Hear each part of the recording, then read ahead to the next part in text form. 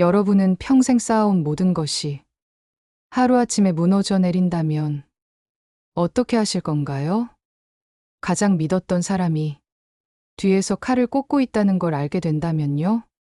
오늘 들려드릴 이야기는 한 여성이 절망의 끝에서 마주한 충격적인 진실과 그 진실을 바탕으로 펼친 완벽한 복수에 관한 실화입니다. 듣고 계시는 분들도 한 번쯤은 공감하실 만한 배신당한 마음의 아픔을 담고 있어요. 이명숙 씨는 올해 62세입니다. 한국을 대표하는 미슐랭 스타 셰프죠. 명숙 씨의 레스토랑 이명숙은 대한민국 미식계의 정점이었어요. 25년 전 허름한 동네 식당의 주방 보조로 시작해서 자신의 이름을 건 레스토랑을 최고의 자리에 올리기까지 정말 피땀 어린 노력의 결과물이었습니다. 명숙 씨는 어린 시절 보육원에서 자랐어요. 가난했던 그때 유일한 위로는 보육원 근처 작은 식당에서 먹던 따뜻한 한 끼였죠. 그 음식의 온기가 명숙 씨의 마음에 요리사라는 꿈을 심어주었어요. 겉으로 보기에 명숙 씨의 삶은 완벽했습니다. 58세의 남편 박종철 씨는 건축가였어요. 명숙 씨를 만나기 전까지는 무명이었지만 아내의 후원과 인맥으로 건축사무소를 열고 유명세를 얻었죠. 그날도 명숙 씨는 레스토랑 마감을 확인하며 지배인 최영희 씨에게 말했습니다. 영희 씨, 오늘 새로 들여온 와인 손님들 반응이 좋았어요. 역시 영희 씨 안목은 정말 대단해요. 영희 씨는 54세로 레스토랑의 지배인이자 소믈리에였어요. 싹싹하고 유능한 모습으로 명숙 씨의 절대적인 신임을 얻고 있었죠. 과찬이세요. 셰프님, 다 셰프님 요리가 훌륭해서 와인이 더 빛나는 거예요. 아, 그런데 사장님께서 주최하시는 연말 자선 행사 준비는 잘 되어 가나요?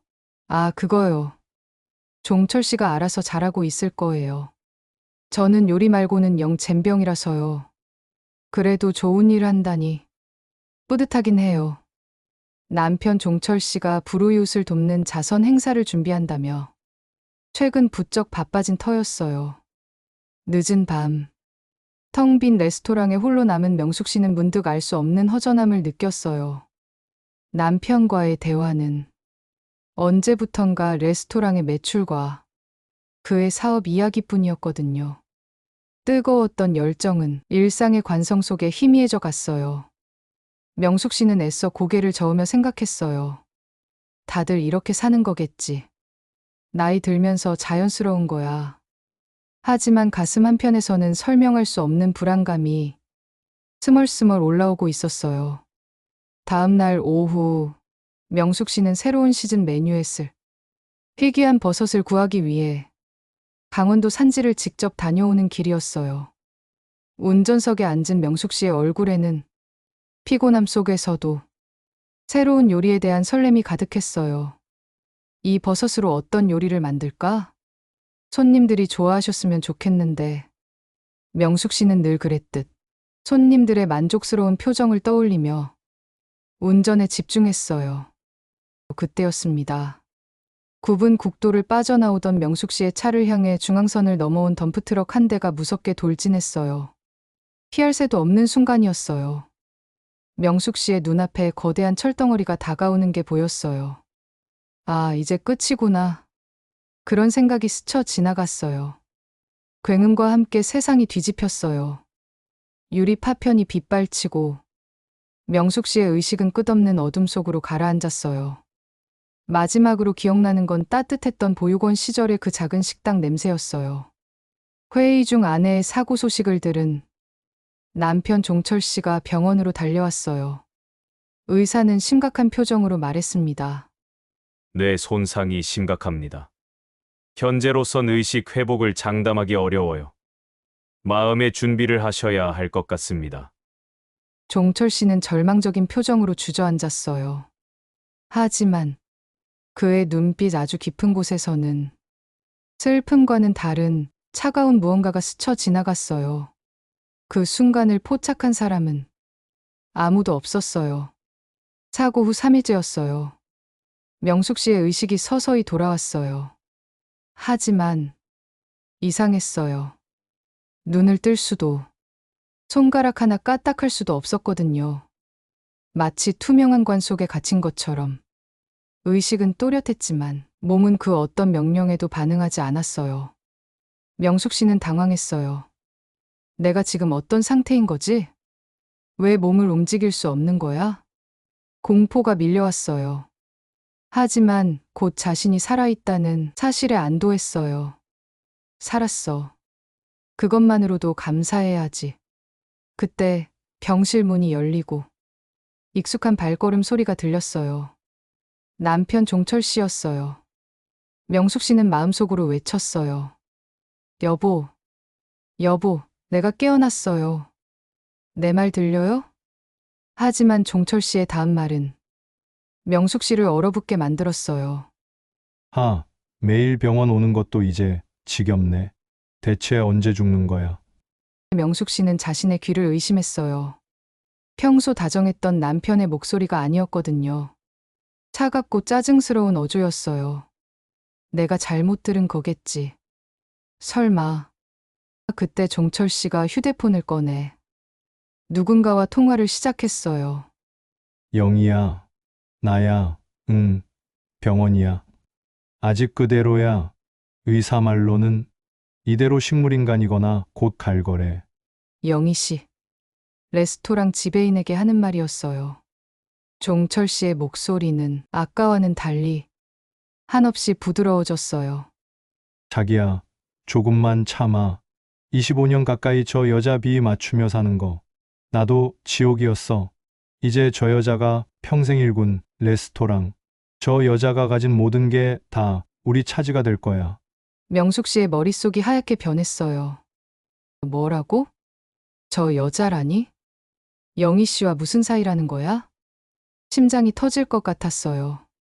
그 자선 행사 계좌로 레스토랑 자금 빼돌리는 것도 거의 다 끝났어. 아무도 의심 못할 거야. 불쌍한 불우이웃을 위한 기부금이라고 생각하고 있으니까. 자선 행사가 돈을 빼돌리기 위한 수단이었다는 걸 알게 된 순간 명숙 씨는 온몸이 얼어붙는 것 같았어요. 남편과 가장 믿었던 직원이 불륜 관계였으며 자신의 레스토랑과 재산을 빼돌리고 있었어요. 그래, 명숙이가 없어져야 우리가 진정한 주인공이 되는 거지. 레스토랑, 이제 우리 거야. 기다려온 보람이 있네. 통화를 끊은 종철 씨는 명숙 씨의 곁으로 다가와 차가운 손으로 명숙 씨의 손을 잡았어요. 그리고는 귓가에 속삭였어요. 여보, 제발 얼른 편하게 가줘.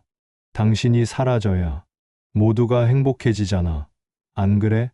명숙 씨의 마음속에서 무언가가 무너져 내렸어요. 25년간 믿어왔던 모든 것이 거짓이었어요. 그리고 그 자리에서 지옥 불보다 더 뜨거운 분노와 복수심이 타오르기 시작했어요. 절망의 나날이 계속되던 어느 날, 병원에 새로운 뇌신경외과 전문의가 부임했어요. 해외 연수를 마치고 돌아온 60세의 이정호 선생님이었어요. 정호 씨는 환자 리스트에서 이명숙이라는 이름을 보고 잠시 숨을 멈췄어요. 설마 내가 아는 그 명숙이인가? 정호 씨와 명숙 씨는 같은 보육원 출신이었어요. 서로를 의지하며 꿈을 키웠지만 명숙 씨가 먼저 보육원을 나가고 연락이 끊긴 지 30년이 넘었어요. 정호 씨는 떨리는 마음으로 명숙 씨의 병실을 찾았어요. 침대에 누워있는 여자를 보는 순간 그는 한눈에 알아보았어요. 시간이 흘렀지만 여전히 그 따뜻한 미소의 흔적이 남아 있었거든요. 명수가 나야, 정호야. 정우 씨는 작은 목소리로 속삭였어요. 정우 씨는 명숙 씨의 차트를 꼼꼼히 살피기 시작했어요. 뇌파 검사 결과 일반적인 코마 환자와는 다른 미세한 패턴이 발견되었어요. 혹시 의식이 있는 건가? 그때 병실 문이 열리고 종철 씨가 들어왔어요. 아, 새로 오신 담당 의사분이신가요? 제 아내 상태는 좀 어떤가요? 종철 씨는 30년의 세월이 흐른 정우 씨를 전혀 알아보지 못했어요. 아니, 아내의 재산을 차지할 생각에 눈이 멀어 의료진의 얼굴 따위는 신경 쓸 겨를도 없었던 거예요. 정우 씨는 순간 안도하며 최대한 감정을 숨기고 냉정하게 답했어요. 아직은 지켜봐야 합니다. 최선을 다하겠습니다. 종철 씨가 떠난 후 정우 씨는 굳게 마음먹었어요. 명수가. 내가 반드시 너를 구해낼게. 그리고 저 악마 같은 놈의 실체를 모두 밝혀내겠어. 보육원 시절 정우 씨는 명숙 씨를 남몰래 좋아했어요. 하지만 각자 다른 길을 걸으며 그 마음을 묻어뒀었죠. 지금 다시 만난 것이 운명인지도 모르겠어요.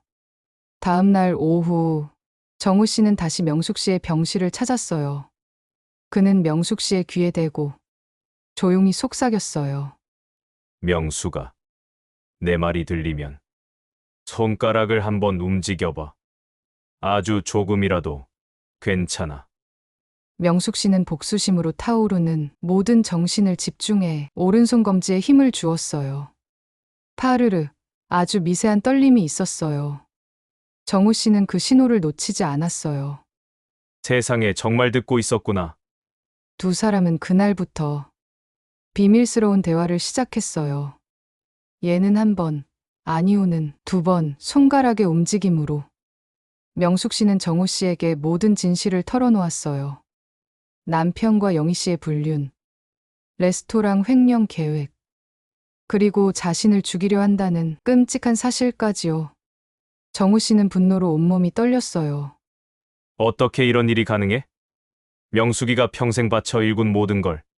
하지만 감정을 추스르고 계획을 세워야 했어요.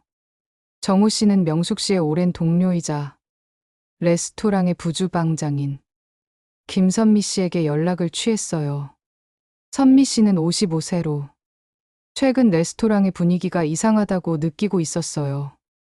영희 씨가 명숙 씨의 레시피를 마음대로 바꾸고 있다는 사실에 의구심을 품고 있었거든요. 선미 씨. 저는 명숙 씨의 담당 의사 이정우입니다. 급하게 만나야 할 일이 있어요. 선미 씨와 만난 정우 씨는 모든 진실을 털어놓았어요. 선미 씨는 충격의 말을 잇지 못했어요. 그럴 리가. 하지만 요즘 영희 씨가 너무 당당하게 굴어서 이상하다고 생각했어요. 셰프님 레시피도 멋대로 바꾸고 도와주세요, 명숙 씨를 위해서. 아니, 정의를 위해서요. 정우 씨와 선미 씨, 그리고 명숙 씨의 손가락이 함께하는 비밀스러운 공조가 시작되었어요. 정우 씨는 종철 씨의 의심을 피하며 명숙 씨의 재활치료에 몰두했고 명숙 씨의 상태는 기적적으로 호전되기 시작했어요. 한편 선미 씨는 레스토랑 내부에서 증거를 수집했어요. 영희 씨가 명숙 씨의 이름으로 식자재 대금을 부풀려 빼돌린 이중장부를 발견했어요. 그리고 종철 씨의 자선 단체가 실체 없는 유령 단체라는 증거까지 확보했어요. 결정적인 증거는 명숙 씨의 기억 속에 있었어요. 명숙 씨는 손가락으로 정우 씨에게 블랙박스와 USB라는 단어를 힘겹게 전달했어요. 사고 당시 명숙 씨는 단순한 버섯 구매가 아닌 한식의 세계화를 위한 투자 계약을 맺고 돌아오는 길이었어요. 그 계약서 파일이 담긴 USB가 차 안에 있었고 사고 직전 트럭이 의도적으로 돌진하는 장면이 블랙박스에 녹화되어 있을 것이라는 확신이 있었어요. 정우 씨는 변호사를 통해 경찰서에 보관된 사고 차량의 증거물을 확보하는 데 성공했어요. 블랙박스 영상을 확인한 순간 모든 게 명확해졌어요. 덤프트럭이 의도적으로 중앙선을 넘어 명숙 씨의 차를 향해 돌진하는 모습이 선명하게 담겨 있었거든요. 몇 주 후 기적적으로 상체를 일으킬 수 있게 된 명숙 씨는 정우 씨의 도움을 받아 자신의 오랜 스승이자 요식업계의 대부인 윤 회장님에게 비밀리에 연락했어요. 70세의 윤 회장님은 명숙 씨를 친딸처럼 여기던 분이었어요. 모든 진실을 알게 된 윤 회장님은 분노했어요. 이런 개 같은 놈들이 명숙이가 평생 바쳐 이룬 걸. 이렇게 윤 회장님은 명숙 씨의 복수를 전폭적으로 돕기로 약속했어요. 그의 인맥과 영향력이면 완벽한 복수가 가능했어요. 복수의 무대는 종철 씨와 영희가 직접 기획한 레스토랑 이명숙 리뉴얼 오픈 파티 날로 정해졌어요. 두 사람은 명숙 씨의 죽음을 기정사실로 여기고 레스토랑의 이름을 박영 키친으로 바꾸어 자신들의 성공을 자축하는 파티를 연 거예요. 수많은 기자들과 미식가들 앞에서 종철 씨가 마이크를 잡았어요. 비록 제 아내는 안타깝게 우리 곁을 떠났지만 그녀의 유지를 이어받아 이 레스토랑을 더욱 새롭게 발전시키겠습니다. 저와 저희 새로운 파트너 최영희 씨에게 큰 박수 부탁드립니다. 박수갈채가 터져나오는 순간 파티장의 모든 조명이 꺼지고 거대한 스크린이 켜졌어요. 스크린에는 종철 씨가 덤프트럭, 운전기사 매수 정황이 담긴 통화 녹취록이 먼저 재생되었어요. 그 다음에는 레스토랑 자금을 횡령한 계좌 내역, 그리고 사고 직전의 블랙박스 영상이 연이어 나왔어요. 웅성거리던 파티장은 순식간에 찬물을 끼얹은 듯 조용해졌어요. 당황한 종철 씨와 영희 씨가 어쩔 줄 몰라 하는 순간 파티장 입구의 문이 열렸어요. 모든 사람의 시선이 집중된 곳에서 휠체어를 탄 명숙 씨가 정우 씨의 도움을 받으며 당당하게 들어오고 있었어요. 여보, 저 없이 시작한 파티가 재미있어 보여서 와봤어요. 제 레스토랑에서 제 돈으로 하는 파티 말이에요. 종철 씨와 영희 씨의 얼굴은 새하얗게 질렸어요. 유령을 본 것 같은 표정이었어요. 그 순간 파티장으로 경찰들이 들이닥쳤어요. 박종철 씨, 최영희 씨, 살인미수 및 횡령 혐의로 긴급 체포합니다. 두 사람은 그 자리에서 수갑을 차고 연행되었어요. 파티장은 아수라장이 되었지만 명숙 씨의 표정은 오히려 평온했어요. 1년 후 레스토랑 이명숙은 예전의 명성을 되찾았어요. 주방에는 다시 활기가 넘쳤고 그 중심에는 명숙 씨가 있었어요. 다리는 아직 불편하지만 요리에 대한 열정은 더욱 뜨거워졌어요. 명숙 씨의 곁에는 이제 든든한 동반자가 된 정우 씨가 함께했어요.